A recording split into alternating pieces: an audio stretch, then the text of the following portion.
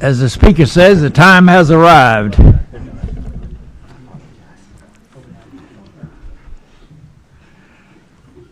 I'm State Representative John Yates, and this is a meeting of our committee here, Defense and Veterans Affairs. And first thing we're going to have is my good friend Rusty Kidd is going to present his bill to us, House Bill 180. Does everybody have a copy of that?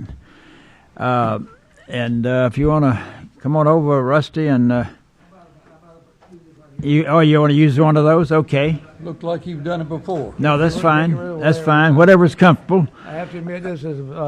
present the bill to us, and then we'll see if there's questions after that. Thank you, Mr. Chairman. I have to admit, in my 43 years of being down here, either as a lobbyist or a legislator since 1972, this is my first opportunity to appear before this committee for anything. And so it's a pleasure to see all these distinguished gentlemen in this committee.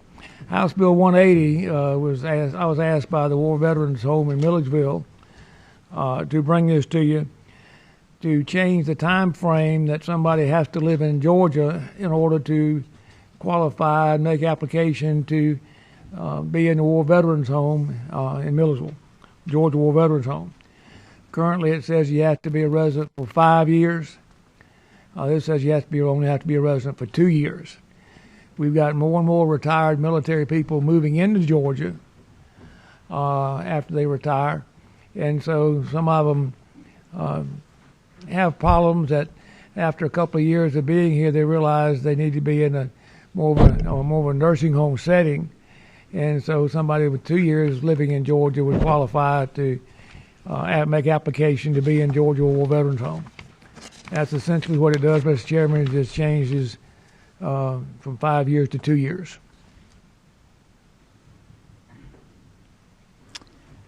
Go ahead. You have a question? For me? Yes, sir. Oh, yes, I do have a question. Thank you, Mr. Chair.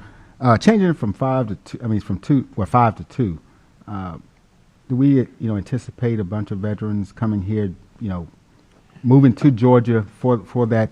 I don't think it's for that purpose. I think they've had people who have been here 2 years, and then realized they needed the service, and weren't able to apply until they'd been here 5 years.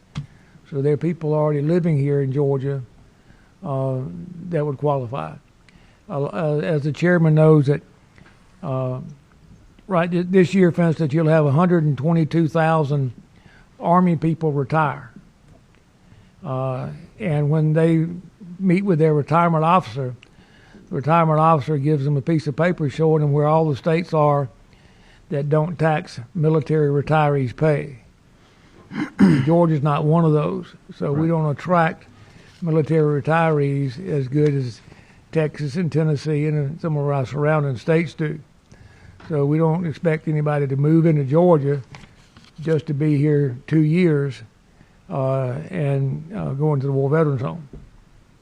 But a lot of times you have their family members might be here, been long-time residents here, and then their brother or sister or whoever has to come live with them.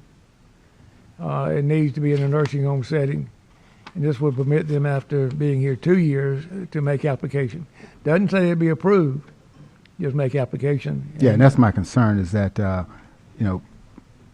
those needing this assistance moving in, because their daughters or sons are here, them moving here for that purpose, that's basically then bumping those Georgia citizens who've probably been here, a lot longer. Okay. 10, 15 years. I don't think there will be an influx of people moving here for that purpose. No, sir. Thanks.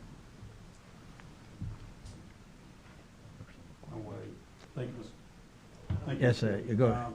Actually, I have one comment and two questions. Thank you for bringing this, first of all. And is it not true that over the years, because our veteran population that use these facilities, usage of these facilities have actually been declining? Is that true? Yes, sir. Yes, sir. Okay. And you have two different settings at the War Veterans Home.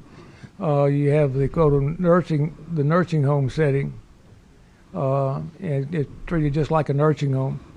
and the number of war veterans, you know, in the Vietnam War and so forth, that number is definitely decreasing. Yes, sir. Thank you for that. And next question, it pertains to line 19 and 20 Right. On your bill. Is the intent of this particular line, and I'm specifically talking about for at least, on line 19, for at least 5 years out of the last 15 years, is the intent of this language to not make it have to be consecutive years? Let's say, for instance, maybe if I went out for 2 years and came back, but I had a total of 5 years within the 15-year span, Yes, that sir. I would qualify? Yeah, so that's why they put 5 years there, not 2 years there, to make sure they wouldn't come back in just for that one purpose. Absolutely. Thank you, Mr. Chairman. Mr. Rogers? Thank you, Mr. Chairman. Representative Kidd, just as a matter of curiosity, sort of a follow-up to the first question that was asked. Do you have any type of numbers to compare us as far as residency requirements to other states or whatever? Or No, sir, I don't. okay, I was just curious as I to. can get some if you want some. No, I mean, No. I was just curious. I think it's a really good thing, especially when you look at a situation with the number of military installations that we have and people retiring here. You know, personally, the chairman and I have talked about it, that I think he and I would love to see the legislation passed saying we wouldn't tax military retirees, because I think we'd have an influx of military retirees come to Georgia and have spendable income. But that's a whole nother issue. I think an issue worth pursuing. It's in the hopper. It's in the hopper. I It's think in an Ways issue and worth Means now. pursuing. Thank you, sir. Representative Diffenbauer? To my special office mate. I would call you a sweet mate, but I'd have to No, I don't know about that. I was cautious of my verbiage there. But I am curious, and you may not know this, but maybe someone in the audience, the expertise that we have sitting here is great. What is the waiting list now? Is there a waiting list for these services, or is it how long it may be? I don't think there's a real long waiting list. They have to go through the admissions process, and they might know better than I do. We've been able to take two houses from state properties to convert to wounded war veterans houses. So families who are bringing somebody to the war veterans home, they can kind of transition and stay in that house with them as they transition into the war veterans home. But no, so I don't think they have empty beds, so it's not a waiting. Well, as long as they have empty beds, I can justify the shorter time easily. And as y'all know, this is I think it's like 75% federal money, something like that for the housing up anyway. Thank you. Yes. Thank you, Mr. Chairman. Representative Kidd, I'd like to commend you for bringing this bill to this committee. I think one thing we should keep in mind is that we're talking about military veterans, and this is the only entity in this country, the United States of America, that takes an oath and says, "So help me God," and prepared to give their life anywhere in the world, not just in our communities, not just in municipalities, but anywhere in the world. And we're talking about a qualified, dignified level of care for our veterans. You don't have a spike in veterans trying to abuse the system, and I think that we should try to uphold the honor and the promise that we've made to these wonderful warriors in some way to provide a good, meaningful quality of life. If they're at this stage of life, typically they need the assistance. And I really and truly commend you for bringing this bill to this committee. Thank you, sir. And as the gentleman knows, he's a key sponsor on the other bill we talked about that's in Ways and Means on retirement and so forth. And I would love for y'all to come down to the War Veterans Parade we have every year, where every member who's in the nursing home and so forth either motivate themselves or someone pushes a wheelchair for them in a parade type setting. Very touching, very touching. And I agree with you 100%. Thank you, sir.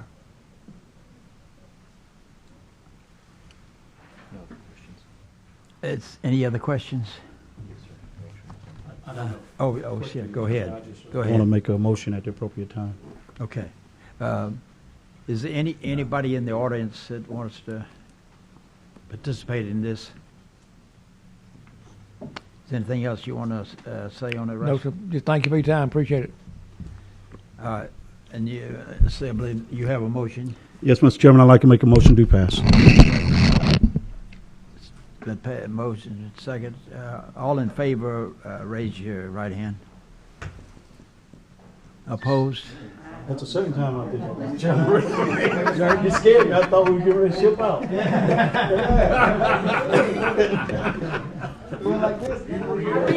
Oh, man.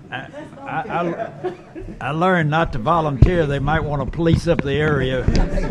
That always got me because I didn't smoke. You're welcome. Thank you, sir. Let's see what says he's through.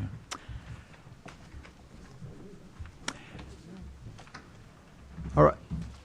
That's the only bill we have. So what I announced on this is that we were going to invite our friends, let's see, across the street to do so much for us over there in the Veterans Affairs, and for the two assistants, Mike Roby and Dan Holtz, to come and update us on what they do and how tell all of us what's the best way to help veterans when we have various problems. We go through this every year as we get new members, and they do a great job over there and working together with us to. I've been knowing this gentleman ever since he was down in Griffin, and been knowing Dan for quite a while too. And they're both experts at this business, and Thank you. And we appreciate them so much. And so if you just started off by telling a little bit about what you do over there and what's the best way that we can get help over there. Okay, Mr. Chairman, committee members, thank you. First, sir, on behalf of Commissioner Wheeler, who couldn't be with us today, he wanted to pass on his best.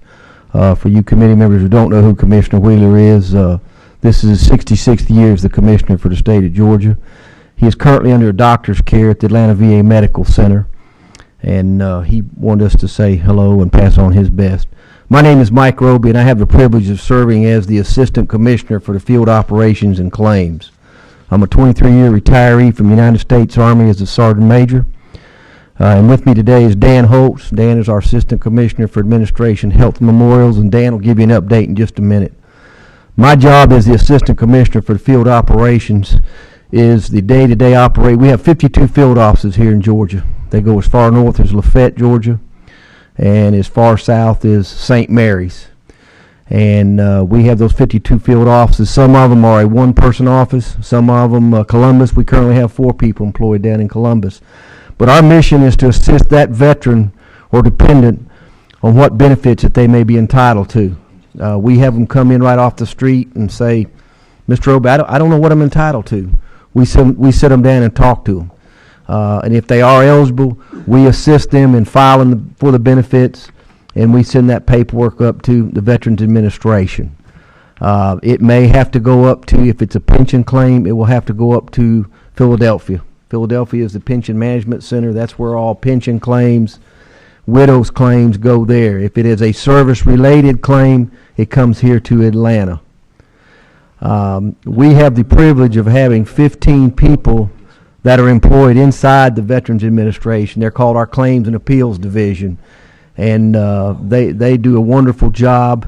They assist the field. If the field has a question, they can call them directly. But their main mission is to assist the veteran if he or she feels that the VA didn't assign them a high enough percentage or denied their request for service connection. Then the veteran has a right to appeal that decision. And they go to him with the hearing, act as a appeals officer for the veteran there. We stay awfully busy. We just opened an office recently in Marietta, and we opened an office here at Fort McPherson, which rounds it out to 52. We are currently interviewing today. We had a vacancy in Carrollton, and my North Georgia Regional Director is there interviewing for a replacement for the Veterans Field Service Office there in the Carrollton area. I'll be glad to answer any questions. We're here for you. Representative Dudenhoff, him and I do a lot of business together, Representative Ye, whoever, that's what we're here for. If you have a constituent that needs help, if you'll contact myself or Dan, and Dan and I work together as a team, and if it's in the field, he'll pass it to me. If it's dealing with the nursing home or the cemetery, I'll pass it to him, and we'll get you an answer. Okay, so this time I'll turn it over to Dan Holtz. Thank you, Mr. Chairman, gentlemen, ladies. Glad you could make it for the vote. That was even if it was coming down the aisle. As Mike indicated, he's the guy who kind of handles our field operations and claims side of the house, and my primary responsibility is to oversee the operations with our two veterans homes, one in Augusta, one in Milledgeville. That piece of legislation that you all just recommended do pass on will apply to both homes, not just the one in Milledgeville. We've got in Augusta, we've got a 185 bed capability over there. I think today they've got about 152 patients that are in there. At Milledgeville, we've got a 345 plus bed capacity, although about 100 of those beds are sitting idle right now due to issues with the Vinson building.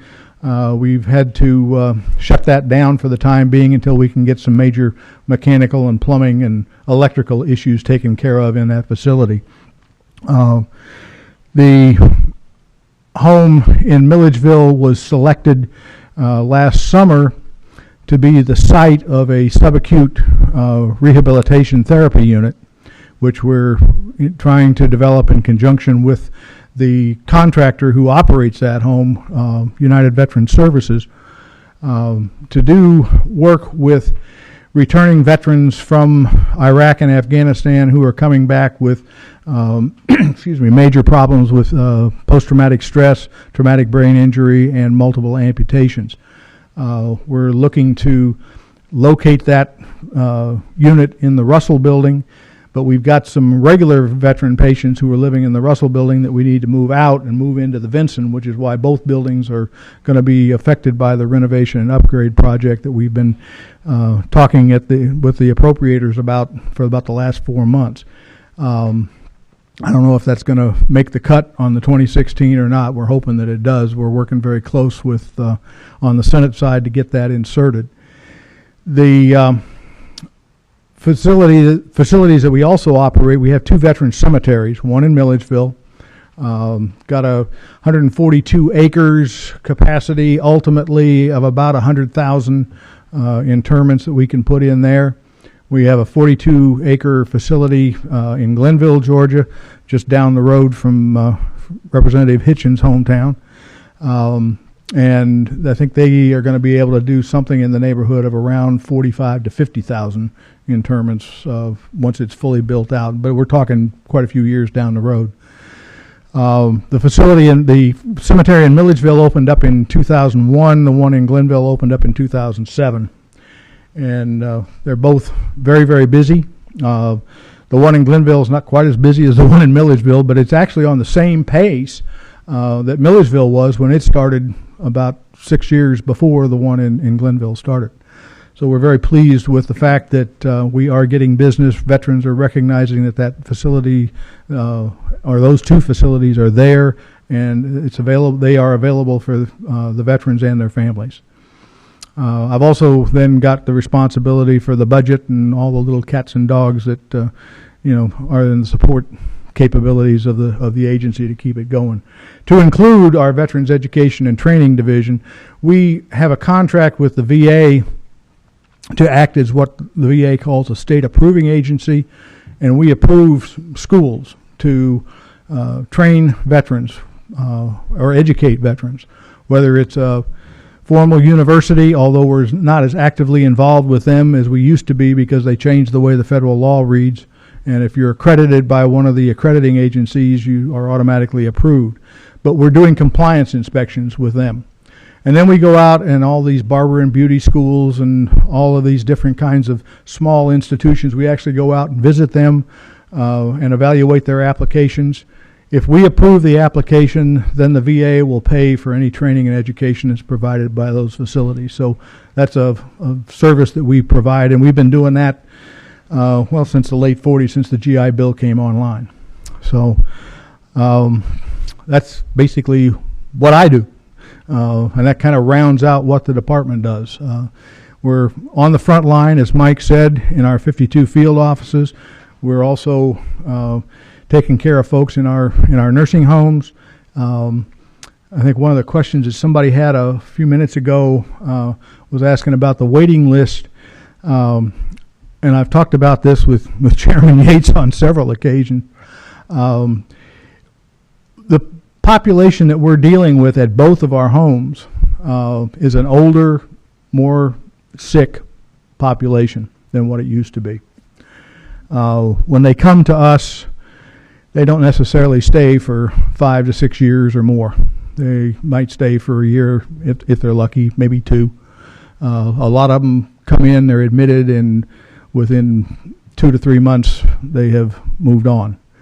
And we're not the only nursing home that's seeing that kind of thing happening. It's happening in community nursing homes too. But as a result of that, and the fact that we had to reduce census back in the 2008-2009 timeframe due to the Great Recession, we haven't been able to build it back up, which is why we've got roughly 35 beds in Augusta and probably about 100 beds or so in Milledgeville. As we're admitting veterans, they're dying off. So we've got an attrition issue that we just can't seem to get ahead of. One of the fortunate things that is going on with VA reimbursement today, and it's what we're using as the funding mechanism for this subacute rehabilitation therapy unit project, the VA will pay for what is called a service-connected disabled patient for 100% of their cost of care. And that's what we're going to use as the funding mechanism for that therapy unit. We have, I think, roughly about 10 of those service-connected disabled patients right now in Milledgeville, and I think there's 8 in Augusta. So that's a funding mechanism that we can tap into.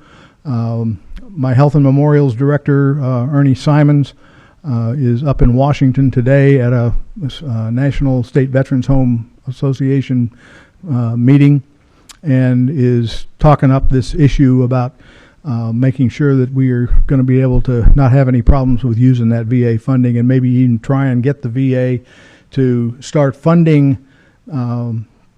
for these particular patients at the full, what they call resource utilization group or RUG score rate, as opposed to the aggregate.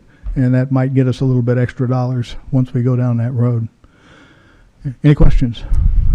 Yeah, before we proceed on further, my sidekick here is going to have to leave, and I just want you to meet him. He's in Ways and Means and helps us here. And then our legislative councilman, if you give your name and. I'm Blake Travis, and I'm taking over for David Bundy, so I'll be here with this committee. Okay, just wanted to meet them.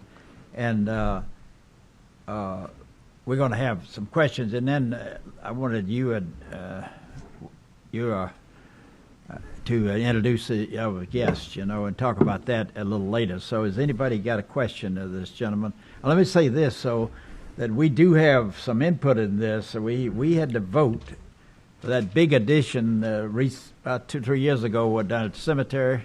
Mm-hmm. And we passed that through the House and Senate. And so from time to time, we have budget requests that certainly Dan would appreciate us supporting him on, because he has, like everybody else, he's in the state budget. And so I think they do a great job over there, and they certainly deserve our support on when it comes up from time to time. Chairman Yates, could I make one fast statement? Yes, go ahead.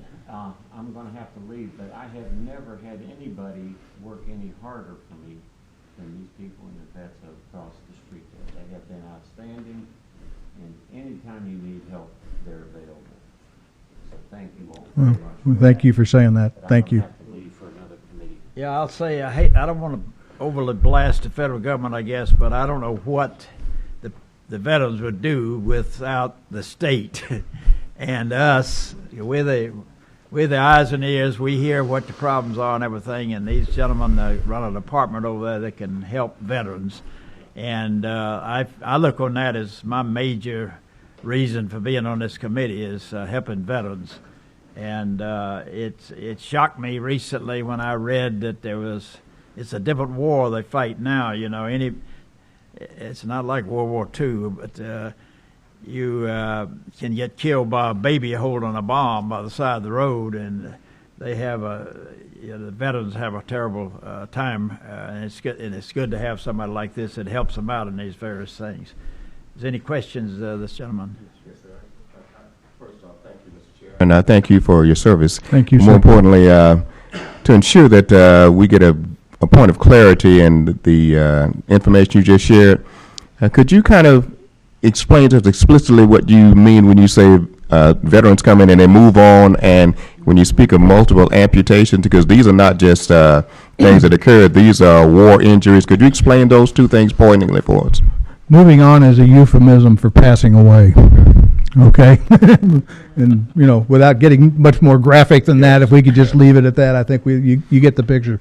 Multiple amputations. Some of the guys and gals that are coming back from Iraq and Afghanistan are coming back minus one or two arms or legs or both.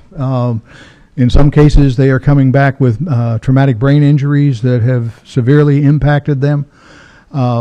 What we have learned in the healthcare business, and that's what I did in the Air Force for 25 years, over the last probably 40 years, is that we can do more to take care of these folks, and the technology is now out there to support that.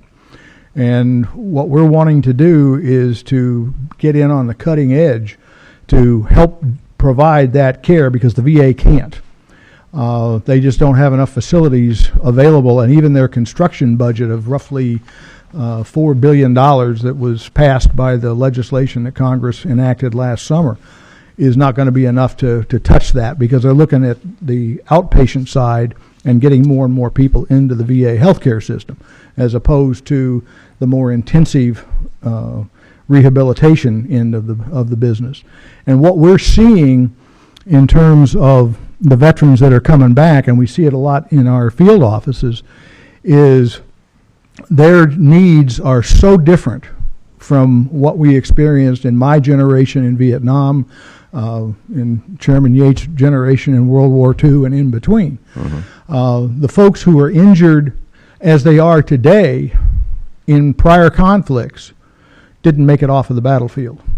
If they were brought back, if we were able to get them back home, they basically came back in a bag.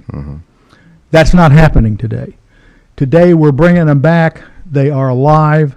They are able to function in some way, shape, or form, and we're going to have to provide those kinds of services to those veterans for the next 40, 50 years. And I think the entire system of state veterans homes nationwide is going to have to move more and more in this direction. And we want to get started in that process. Well, it was important that you bring that point of clarity, because this is the first time in a generation that we have, unfortunately, more members in Congress that are not prior service persons. And that bodes significantly, be it positive or negative, in the decisions that are being made. So we must be adamantly dogmatic in ensuring that our veterans reserve and get optimal care. Thank you, sir. Thank you, sir. Just as information, how many served in the military in the group here? That's pretty good percent. Elam, representative. Sir, do you all have any impact on the new clinic that has been moved into the Marine Corps Logistics Base in Albany? And I know it's a new entity. I think it's expansion out of Dublin, and we're there. We're very excited about that movement. We had a facility there. MCLB, when I was there, we had 2,000 military. I think now they're down to 500. Right. So there's a phenomenal capability and facility there, and I'd love to see it expanded to its greatest capability. But just your thoughts, sir. That was an effort that was a joint effort between the Marine Corps and the VA. As you noted, the population at the Marine Corps base has dropped precipitously over the years. But the facility is still there. And so the physical building was there, and it had, I think, something in the neighborhood of around 14 to 20,000 square feet. It was a fairly good sized facility, and it was set up as an outpatient facility, which made it very easy for the VA to bring outpatient care in there. And so it was a win-win situation for both the VA and the Marine Corps, because they're providing the care for the Marines at the base. They're actually the ones that are providing that care.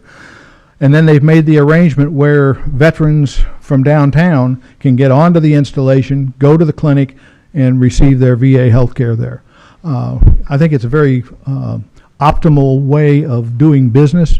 It's an effort that unfortunately we were not directly involved with. And I say that because our office in Albany is still downtown. And what would be nice is if we could get that moved out there and co-located. Don't do anything drastic. But, you know, and we have tried to locate our field service offices where we can, jointly with the VA in their community-based outpatient clinics. We've done that in Valdosta, Lawrenceville, Oakwood, and a number of other locations, Blairsville, around the state. And we see a distinct advantage to making that happen, as does the VA. But I don't know exactly what the space situation was on that particular situation at the Marine Corps base. That entire effort was negotiated by the then director at Dublin and the Marine Corps in terms of setting that up. We're very pleased that it happened because the space that the VA had downtown in Albany was not as large as it needed to be. There's a fairly sizable veteran population in that southwest portion of the state, and as you know from living there and just looking at the map, there's not a lot of capability down there in terms of resources. I can just say quickly, I know the general and the colonel there, they're very anxious to see expansion, if you all are, sir. Dan, would you tell them a little bit about what you do from time to time, coming into a town and bringing in all the services and kind of let everybody know what's happening in the community? Okay. Every year we have what we call a supermarket of veterans benefits. And Mike, I'm going to let you talk about that. You want me to go ahead with it? Okay. If I don't get it right, will you jump at me? We go into towns all around the state, one a year.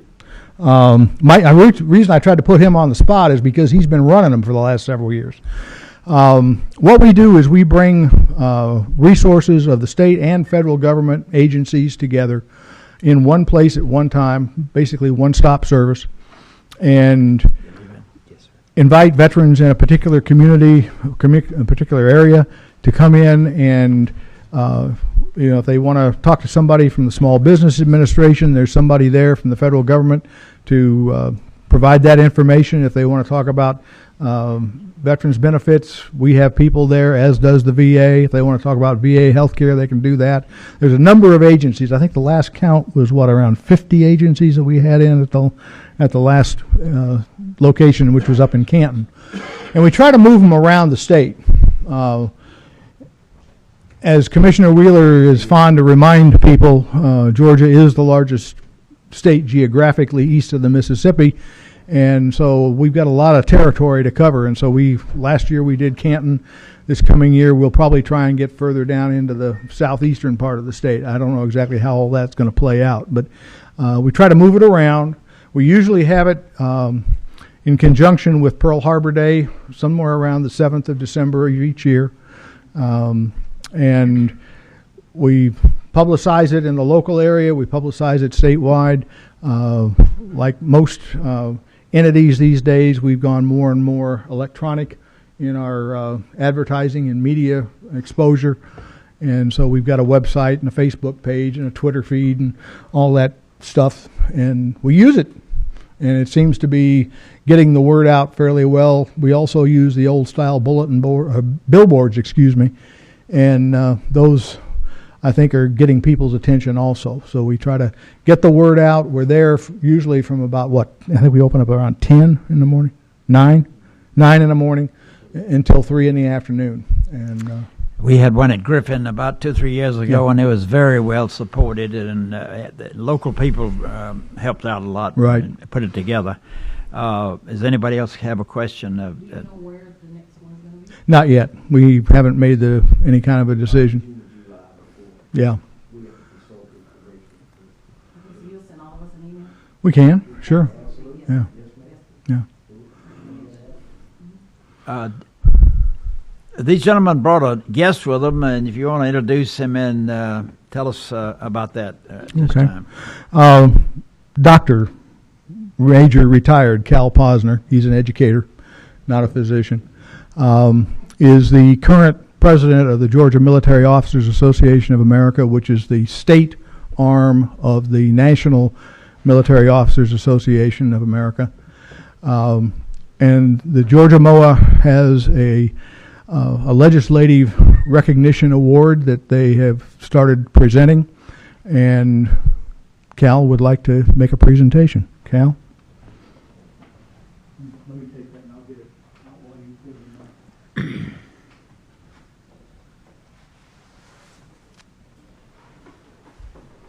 We're glad Thank to have you. you today. Thank you.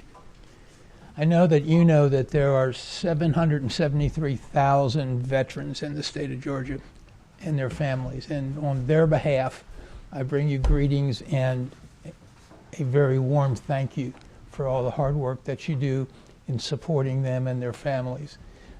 These are your agents, if you will, in the field who do that, but I know where all the big decisions are made and where all the discussion actually occurs. So thank you all for your continuing support of our veterans and their families.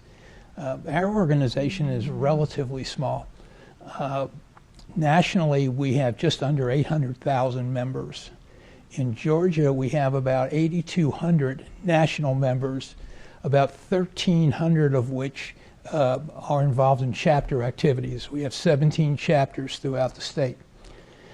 What else can I tell you? Even though we're an officers-only organization, the job of officers in the military is to take care of their soldiers and their troops, and we do that as veterans and retirees also. Or I guess I should say I am an old paratrooper, and it's the guy behind you that keeps you alive when you go out of the airplane. He's the one who checks your chute and makes sure everything's okay. So it doesn't matter once you're in the harness what the rank of the person is on either side of you. All that matters is that you land safely. You know, it's not the jump that kills you, it's the sudden landing. So, Good stuff. so with that, our longtime legislative liaison for the state of Georgia was a retired lieutenant colonel named Joseph Bartow. He served for many years as our liaison. And this award is named for him, and it's in his honor.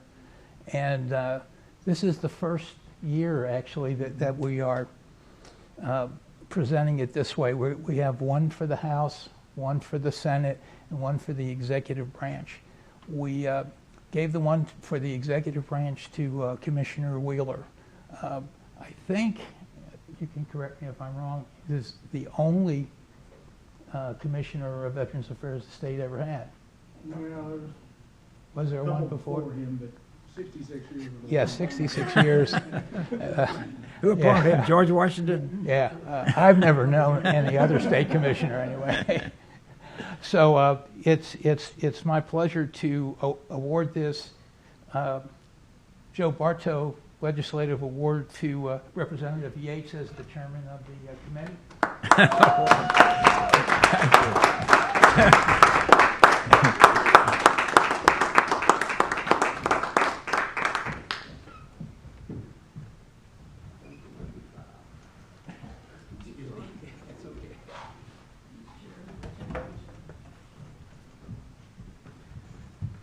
Representative Yates, this clock, you'll notice it's been set to the current time. Yes. That's beautiful. And in recognition of his lifetime achievement, service, and support of Georgia's veterans through furtherance of veterans' issues, the state veterans benefits in the General Assembly, and as chairman of the House Defense and Veterans Affairs Committee. Well, thank you so much. Thank sir. you, sir. Thank you. That was beautiful. I appreciate that. They want us to hold it up here.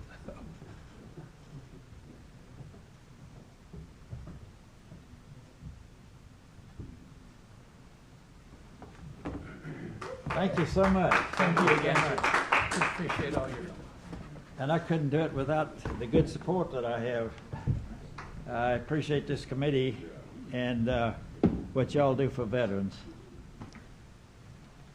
I guess that's you got any other business? Okay. Well, we appreciate y'all coming and spending as much time with us, and I enjoy so much working over the years with y'all, and y'all are doing a great job of filling in for the old man when he's done his duty, and I appreciate so much the long years I served with him, and I thought we made a good team, and he trained some very good people here to take his place. And I appreciate so much you coming, and it's a complete surprise to me. I didn't know anything like that was coming from you. Elaine didn't tell you? No, she said we had this fellow to introduce, and so y'all introduced him. Well, thank you so much. Thank you. Thank you. All you need. Yes, sir. And same here. So, is any other business to come before us? We stand adjourned.